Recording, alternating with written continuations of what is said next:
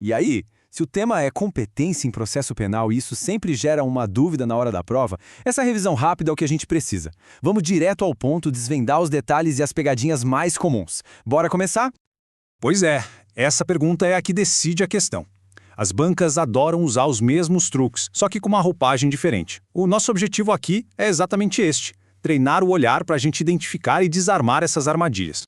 Olha, o fundamento de tudo está aqui. A chave para resolver uns 90% das questões sobre esse assunto é dominar de vez a diferença entre competência absoluta e relativa. Parece básico, né? Mas é aqui que a maioria escorrega. Vamos pensar de um jeito bem prático, tá? A competência absoluta, que tem a ver com a matéria ou a função, é de interesse público, é séria, não se negocia. O juiz pode e deve reconhecer a incompetência a qualquer momento, até de ofício. Já a competência relativa, que é a territorial, dá ali para proteger as partes. Se a defesa não reclamar no tempo certo, já era. A competência se prorroga, ou seja, aquele juiz que não era competente passa a ser. Entender isso é o pulo do gato. Certo. Agora que a base está sólida, vamos para a prática. Vamos desmontar aquelas afirmativas clássicas de prova, sabe? Aquelas feitas só para confundir a cabeça da gente. Vamos analisar uma por uma. Olha aí a alternativa clássica. Começa bem, parece certa, mas tem um erro fatal no meio. A banca mistura os conceitos e cria a confusão perfeita. E aqui está a correção. É o erro mais batido de todos. Competência territorial é relativa. Ponto. O que isso quer dizer na prática?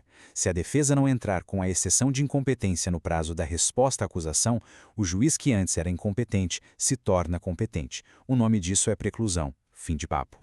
Outra pegadinha manjada. O examinador usa uma palavrinha que tem que acender um alerta. Sempre. Em direito, quando a gente lê sempre ou nunca, a desconfiança tem que ser imediata.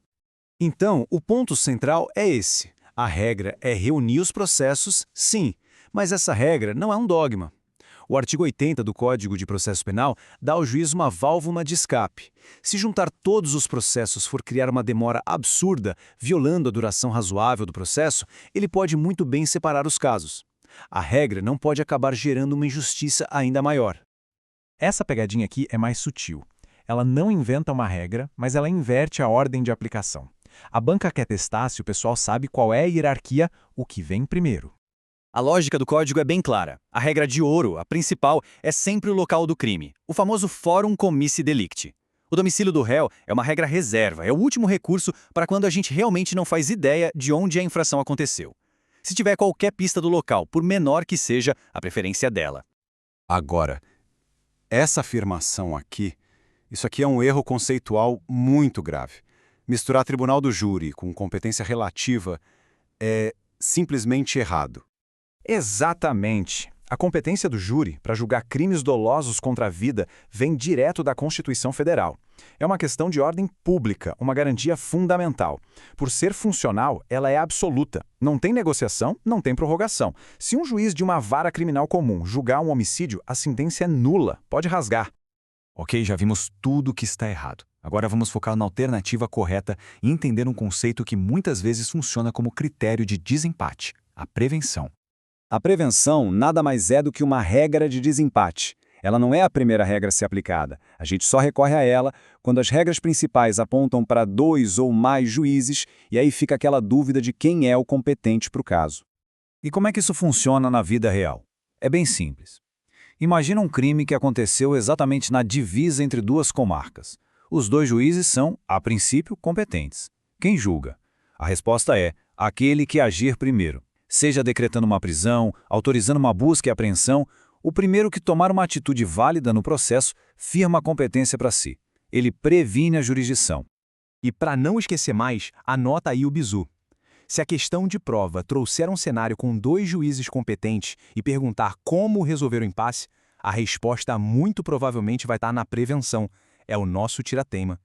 Para a gente fechar, vamos consolidar tudo que a gente viu. Esse próximo slide aqui é o resumo final, aquela colinha do bem, para dar uma olhada minutos antes de entrar na sala da prova. Vamos passar o olho bem rápido. Absoluta, inegociável, tipo do júri. Territorial, é relativa. Se a defesa cochilar, já era, prorroga. Domicílio do réu, é a última carta do baralho, só se não souber mesmo onde foi o crime. Conexão, a regra é juntar, mas com bom senso, para não atrasar o processo. E prevenção, é o desempate. Pronto, simples, direto e muito eficaz. Com essa estrutura na cabeça, as pegadinhas ficam muito mais óbvias. A chave é saber a diferença fundamental entre absoluta e relativa e a hierarquia das regras. Agora, a questão não é mais se o acerto vem, mas com que rapidez. Confiança e boa prova.